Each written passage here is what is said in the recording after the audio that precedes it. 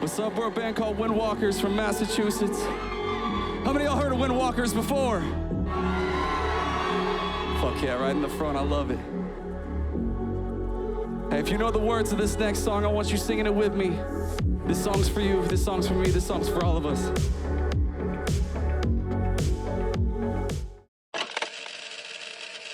I'm Trevor, and I sing and sometimes scream in Windwalkers. I'm a Capricorn with the Sagittarius moon. I like long walks on the beach at night. I'm a big fan of just a good fish taco. My name is Tim, and I play guitar in Windwalkers. My name is Craig. I am a bass player and backup vocalist. I am Ethan, or Cheese, and I play drums, and I build the rig. So me and the other guitar player, Neil, are brothers. Growing up, we were into music together, and then around came 8th grade, and I met Craig, and then we became best friends. I was like the adopted brother in the situation. We started playing music when we were in 8th grade. We've always been playing in bands, and this band kind of formed out of bands that we started when we were kids. We got a full band together, called it Atlas, and then recorded some demos, met some producers. Just kind of did the local band gig thing for a good while. I was recruited, I think, by Tim in 2014. We found Trevor. At that point, the band kind of wasn't a thing. I had a buddy who was working with the same producer as the boys in Windwalkers, and he found out that they were looking for a vocalist, and the internet brought us together. And they sent me some demos, and I did a demo for Hang Fire, and they let me join, just like that. Yeah, I was honestly bored. I don't know, I didn't want to stop necessarily. I wasn't going to force anybody, obviously, into being in the band, after the pandemic and everything we've been through, but I don't know, I just really wanted to write music. So I hit up our producers, and once the restrictions kind of dialed back a little, I flew out. I wrote a bunch of demos, presented them to the guys. I'm like, hey, I know, we might be feeling a certain way about the band, but I wrote these. I think it'd be cool to give it one last shot. Like, what do you guys think? And they were all on board. So, it's kind of funny how it happened, but could have easily not, which is weird to think about, especially sitting here.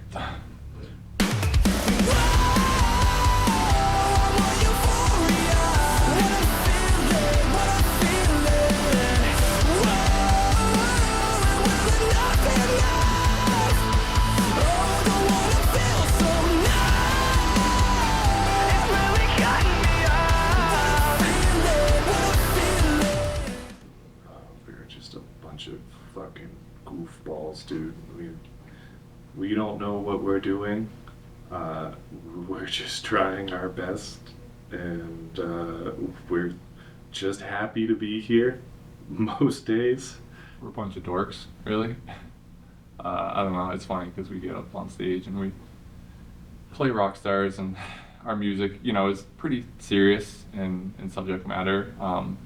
But at the end of the day, we're a bunch of goofballs, really, where no one really takes themselves too seriously. We're just a group of just very passionate people. We always say that we were too stubborn to give up. A bunch of 30-year-olds that were too stubborn to give up. I think that paints us perfectly. We're the same as you. We're very regular people.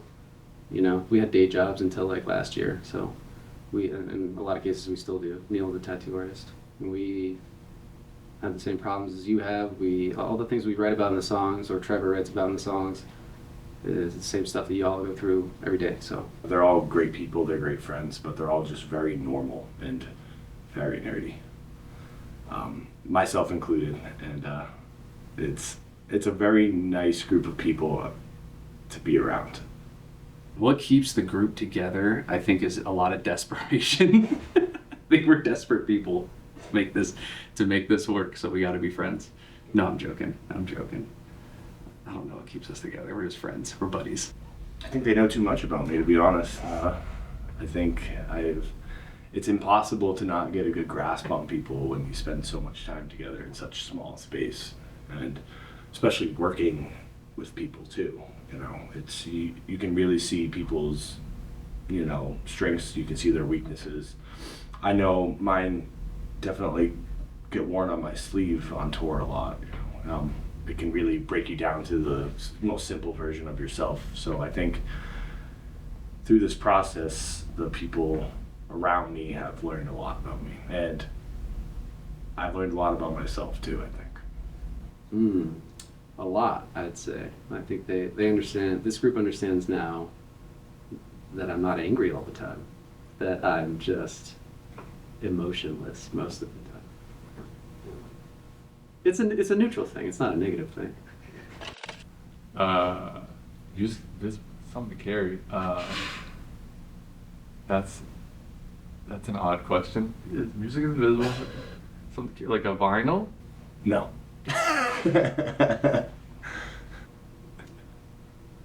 I have not. I am right now, it seems like I'll have to figure out. I might have to give it a shot. Like a teddy bear? It's like press its belly and sings Windwalkers? When things are difficult, I think the fact that we want success in music for each other, not just ourselves. I think that's one of the main driving forces. So when things get hard, obviously you start a band and you do all this stuff because you want to do it, but it's grown into I want to do it for myself and the people around me. I think it's just understanding each other. If someone's having a bad day, we can catch on to it pretty easy, just being there for each other. That hallmark of being raised in like a Catholic family where nobody actually deals with their emotions, they just crack jokes about it. I think that's got us through a lot of shit. Chad? Whoever's driving. You know, things do get tough. Obviously, tour is not easy, you know, and everybody has their days, but, you know, it's pretty much, you know, picking each other up, helping each other with jobs, stuff like that, try to keep communication open. This fucking question. Okay. I cheated, right? I read the question beforehand and I thought about it and it didn't make any fucking sense to me at first, but it kind of makes sense to me. It is an act of optimism. You have to be optimistic if you want to be in a band because you will get your shit pushed in constantly. You got... It is actively trying to be optimistic after wave of pessimism and setbacks and just people telling you no, and just I guess in a sense, yeah, it is. It's just seeing how strong your optimism can be, or just how stupid you are to just keep going. Playing music gives me a sense, what's the word, I guess, completeness, I suppose, because you know, you go through life. Most other parts of your life have just sort of like a shell of you know, not purpose, but really a drive or motivation to complete, and then being with people you care about and doing what you want to be doing gives you a sense of purpose. It's been not the easiest thing in life to fully be yourself. I think especially playing live, that's like a moment where everything just kind of clicks, everything goes away, and I can just actually be in the moment and be with myself completely. It's just one of those things where I just never really wanted to stop, whether I had found success or not. Like, music is always something that I love doing. I love writing. When I listen to music, you know, I dissect it. Like, you know, I actively listen to try to figure out what makes a good song good. So it's just the way my brain's always worked, where music's always, I don't know, got me through hard times. It's always been one of those things that I could fall back on, and writing music is just something that I've always wanted to do for a living, and I feel very grateful that we're able to make that work. I feel most creative at night, actually, right before I'm about to go to bed. Behind the scenes, I've never been much of a creative person, but when it comes to expressing it in the live setting, I think that's where I really flourish. Right before I go to sleep. It's just the double-edged sword of ADHD brain where, like, you're about to fall asleep and boom, everything starts coming into your brain and you don't remember it in the morning. Yep. I feel creative when I'm listening to music or watching other bands perform live. This tour in particular, every night I watch a good chunk of all the other bands, and I just feel really inspired. Oh, definitely when I shouldn't be. Morning times, taking care of the kids, and nighttime when I should be sleeping. Am I supposed to be looking at the camera? Okay. Kind of like dancing around a little bit. Look at me like a real boy. You can't even do it for 1 second. Being on tour is definitely a big motivation. When new music comes out, I try to always check it out, and if something really sticks with me, I'll probably listen to it into the ground. Did they change, song structure conventionally, or did they use cool guitar tones or leads or production? I'm always kind of, admiring other people's creativity when it comes to listening to music. Like after a long day, like playing a show and like getting everything loaded up and like getting onto the bus and like everyone's just sitting and talking and bullshitting, and like I think that's like, it really feels like coming home after a long day of work. That's definitely it. When we play a show in our hometown. Yeah. We got a couple places. I feel like Grand Rapids is feels like pseudo home to us since we record there all the time. But when we're in Massachusetts, I think that's really the only time it feels home. Green room, or any situation where we're together, and just maybe the silent times feel more like home than anything else when we're just hanging out and being together. Yeah, just being surrounded by your friends and family. In my case, just having my brother on tour has been, awesome. We've been best friends since the day he was born, so having him there is definitely, I always have at least someone I can lean on. But in the same regards, like everybody in our crew's like super tight knit. Everybody, we really are a family, and we act that way. Tour life is there's no party, there's no like crazy wild tales like that. It's usually just being really tired, eating like shit, and it's one of those things where I feel like people always says like, oh, it must be so cool to like go all over the place and see so many places, but you don't really. You kind of just see like a 500 square foot zone around the venue, and like I've seen so many just Love's parking lots and truck stops. Like you don't really ever get to experience these places. Loading out at the end of the night, it's midnight, 1 a.m. You have a long drive to get to the venue the next day, so you're sleeping in a moving vehicle or driving yourselves, which is another thing that we did for a long time that just really drains you. Then you get to the venue, you set up, you load in, set the drum set up, the rig, everything. You get a sound check. You might have like an hour or two to eat, or to yourself. You play the show, break down, and do it all over again. It's definitely not as glamorous as I think a lot of people make it out to be, but I don't know, the feeling of being on stage and playing music kind of makes up for all of that. You got a whole life at home that kind of gets put on pause, and it can be hard to be socially available, to like meet people and like talk to people. You could have like a really hard conversation, then have to play a show, and then go right into a hard conversation again, and then having to like smile for pictures and stuff. I think people definitely think that's a lot easier than it is. Tour challenges you in ways that you don't think you're ever going to be challenged in, and you don't exactly know what you're going to be challenged with or when it's going to happen, so you're always kind of bobbing and weaving with the complications that it can provide. Tour is one of the most amazing things you can do.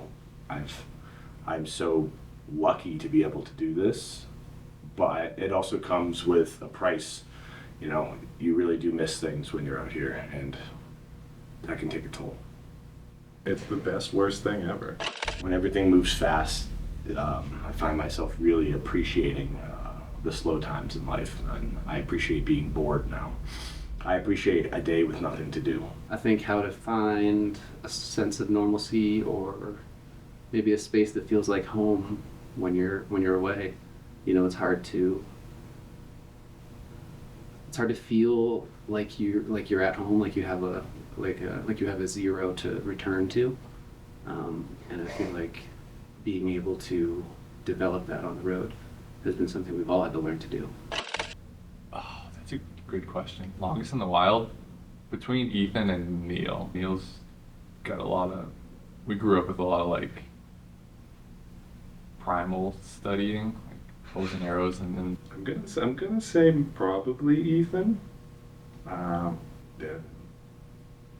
Devin's probably got some skills I don't fucking know about.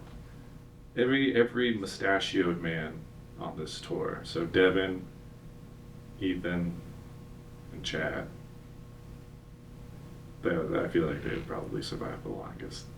but Ethan's dad, so I feel like he would definitely thrive in a situation like that. The rest of us would be cooked. Ethan, 100%. You put Ethan and Devin together. I don't know how they do it, but like they could repopulate. They could repopulate the human race. I don't know how you do it. It'd be tough. It'd be tough, but I think you guys could figure it out. Danielle, 100%. Followed closely by Ethan, I think. They both are pretty outdoorsy, you know. They got skills. They like tools. If I was ever involved in some type of wilderness or some type of apocalypse, I would definitely call Danielle. So I can't nominate myself. Probably Devin. Yeah, I'm gonna say Devin and or Shorty. Seems like Shorty and Tim. There's a few options. I'm gonna go with Devin. Do you have any questions about like ice cream or anything? What's your favorite ice cream? I can't answer that one. That's a little personal. Okay. Thanks for understanding.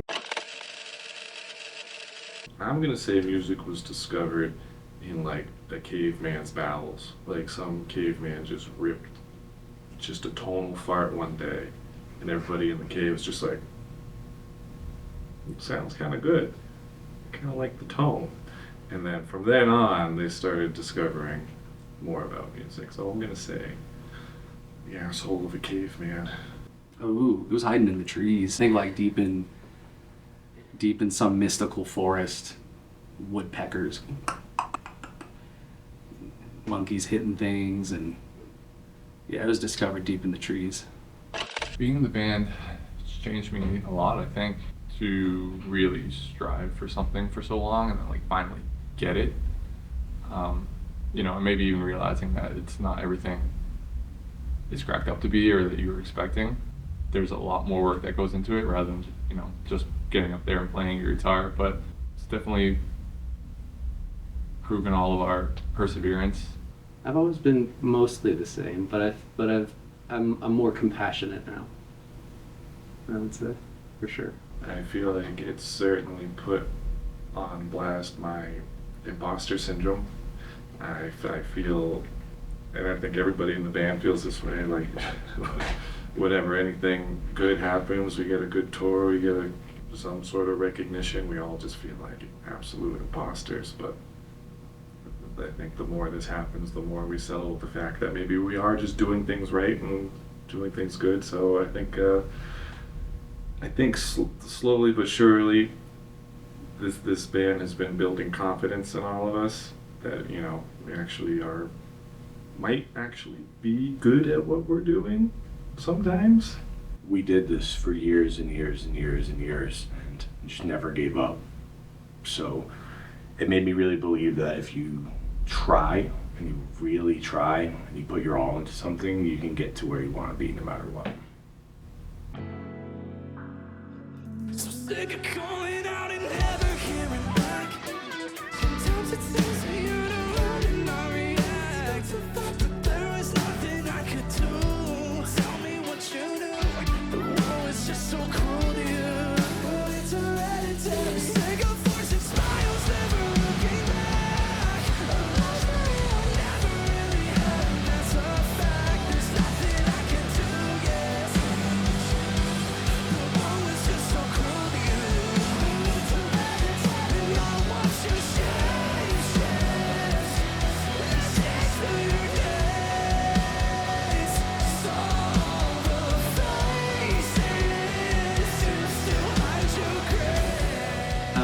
in this band in particular, I feel like I have learned some like self-worth and some confidence. Trying to accomplish a career in music for like 15 plus years can definitely hit on that, can bring that confidence down a little bit. Yeah, it feels good. It feels good to be in this group. I think the meanings of the songs resonate the same way that they do recorded as they do live. I think the songs speak for themselves, and Trevor has a brilliant way of writing where he's talking about something specific that affects him, but it can be interpreted in many different ways. So I think that the songs will always be what they are. Not to me, but I think that's the beauty of it. It means something to everybody. I think that's the coolest part of it. I don't even know what half of our songs are about. You gotta ask Trevor about that. I think they feel more intense. There's definitely like, I don't know, songs that I have written about my career and like things that I want, and playing them live in front of huge crowds can be pretty emotional. Yeah, I think the meaning of the songs definitely changes when you see how much they affect people in a live setting. Just to hear people scream the lyrics back to us, whether it's the tagline or the chorus or the drop, you can just kind of tell by how the crowd reacts that it's an impactful lyric. Not to mention the amount of people who come up to us and mention how much the songs mean to them lyrically, how they've gotten them through tough times. I think Silk and Static is a huge one because a lot of people sing that back, and that's like such a personal song that it's cool that people relate to it. Losing My Color, we don't play that one as much anymore, but I remember like when we first started playing that live, I just like cried every single time. So that's yeah, that one, the feelings for that one got a lot more intense. I feel it now. If anytime I listen to the song, I feel it as intensely as if I was playing it. All of it. I have to remember the up and the down and the in between. I think just goofing off with everybody before and after the show. I feel like I should say like playing the shows and like connecting with the audience and stuff, which is a really amazing part of this. But honestly, it's just the time spent with friends that I hope I remember. I think how lucky I am. You can get kind of caught up in like the motion of being on the road and like writing and stuff that it's hard to like kind of step out of it for a second and appreciate really what you're doing. So I hope I don't look back and just see all the stresses, see all the good times. I would definitely hope to look back on it fondly. It's a hard industry. A lot of bands have a lot of success, and then that's hard to maintain for a prolonged period of time. I've definitely been trying to remind myself to enjoy it while we're here. Enjoy all the shows, enjoy all the cities we get to visit, enjoy all the fans we get to meet. It is one of those things where you can get caught focusing on the next thing and not really enjoying the moment. So I try to remind myself of that as much as humanly possible. I hope to remember the friendships involved in this and the relationships you have with everybody. The music and the shows and the milestones that we pass are all good and well, but I think at the end of the day, I would give up all of that for the friendships that come from this process, from the people you meet, from the people we're in a band with. It's become like a little bit of family, and I think that everything about that is more important than any success we could ever have. What's up, everybody? This is When Walker's here. We wanted to thank you all for all the love and support we've received this past year. We got a brand new album coming out in November. We hope you guys enjoy it, and we hope to see you on the road next year. Woo! I can't